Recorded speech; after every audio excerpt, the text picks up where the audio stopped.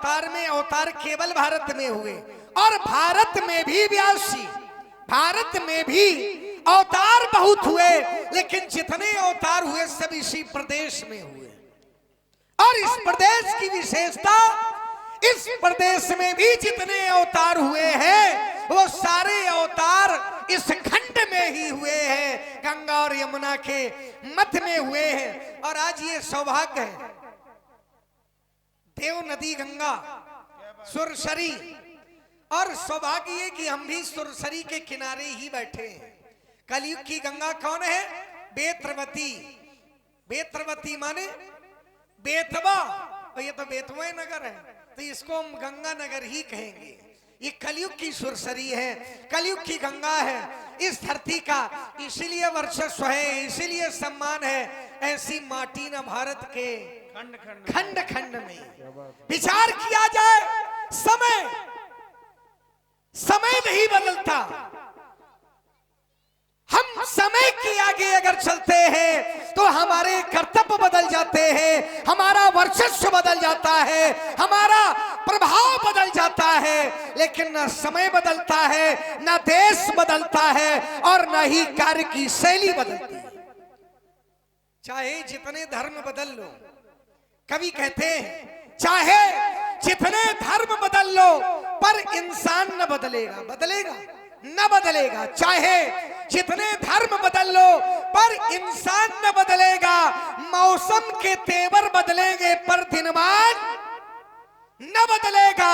बदलेगा हर कफन लाश का, बदलेगा हर कफन लाश का, पर शमशान न बदलेगा।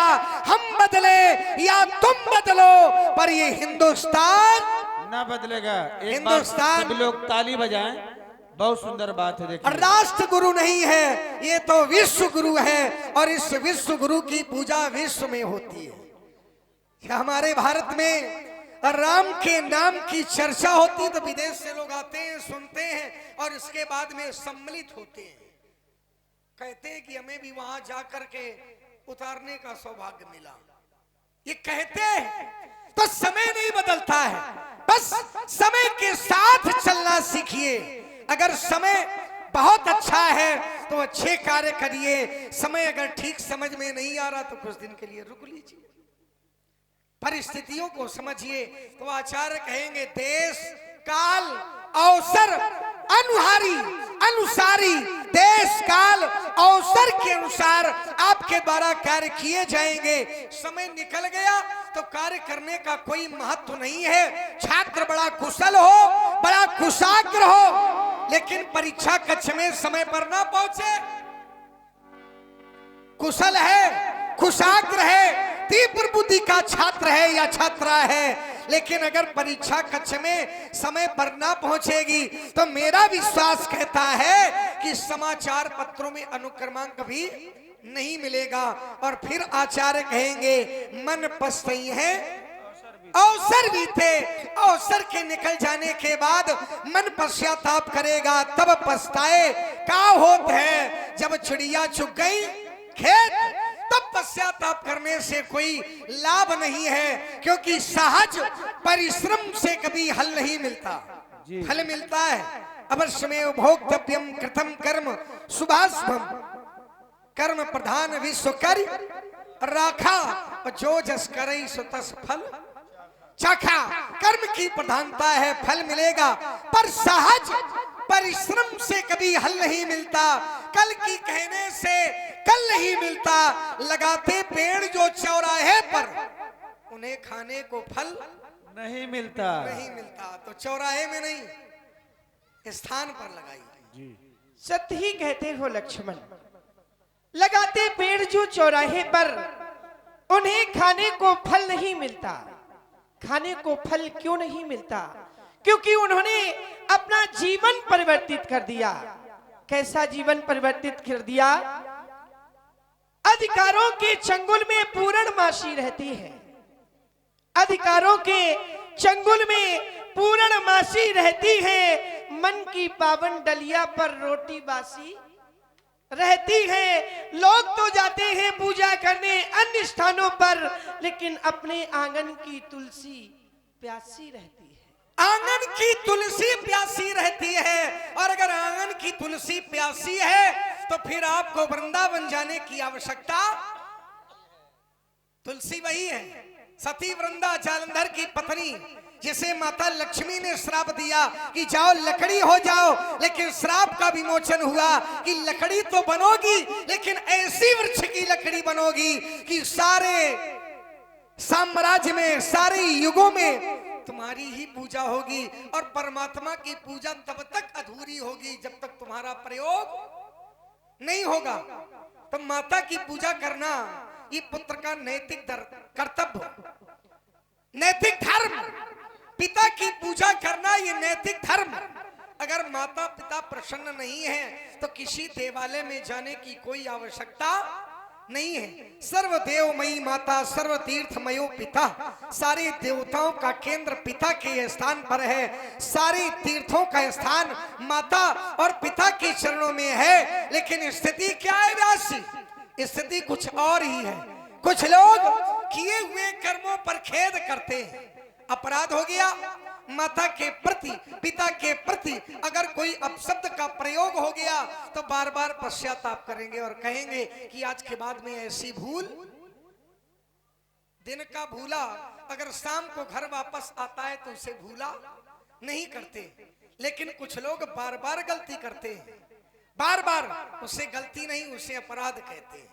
वो फिर गलती नहीं है, वो चूक नहीं है, वो भूल नहीं है, वो अपराध की श्रेणी में आ जाता है। क्यों?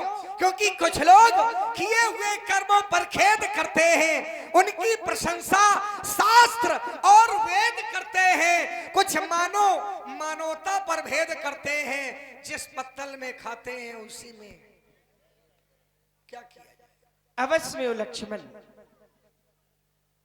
संसार में यही है, यही संसार हो गया है।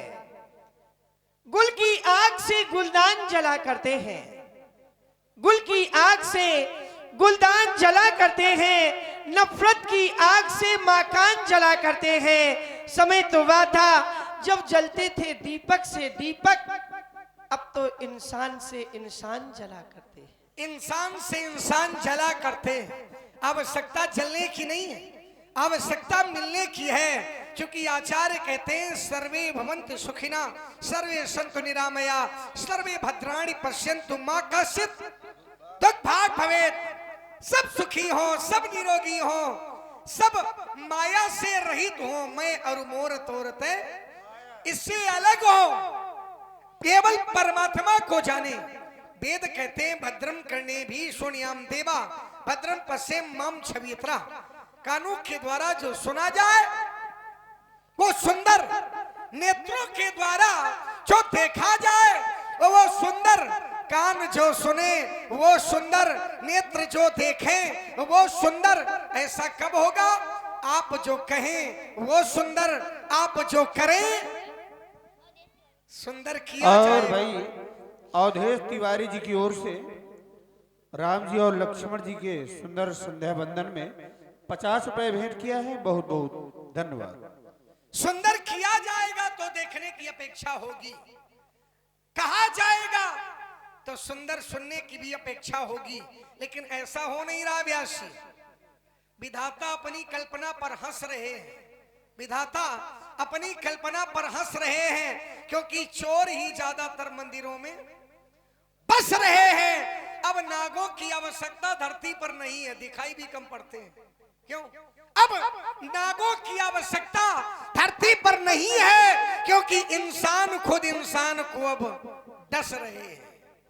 ये नई पंक्ति है, तैयार किया, अब वो सफेरे वाला काफी प्रचारित हो गया, प्रचारित हो गया, तो ये नई पंक्ति है, तैयार हो गया। चलो, बड़ा ही सुंदर श्रृंगार है मां संधि देवी का। आओ कुछ ना कुछ नया होना चाहिए, संसार का नियम है। आओ मिलकर के भगवती की आराधना करते हैं, भगवती संध्या को प्रसन्न करते हैं। और लीजिए, देखिए भगवान श्री राम जी और लक्ष्मण जी के चरणों में ये राम मनोहर प्रजापति जी सूरजपुर निवासी हैं। हाँ वो ठीक नहीं, पहले उनकी ओर से सरकारों के चरणों में संध्या बंदन में 100 रुपए भेंट किया।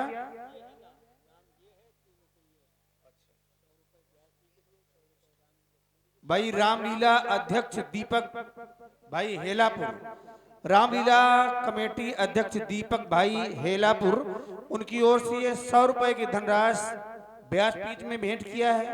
100 रुपए श्री राम जी के चरणों में भेंट, राम जी लक्ष्मण जी के चरणों में भेंट किया है और 100 रुपए साउंड सर्विस के लिए भेंट किया है। बहुत बहुत धन्यवाद। लो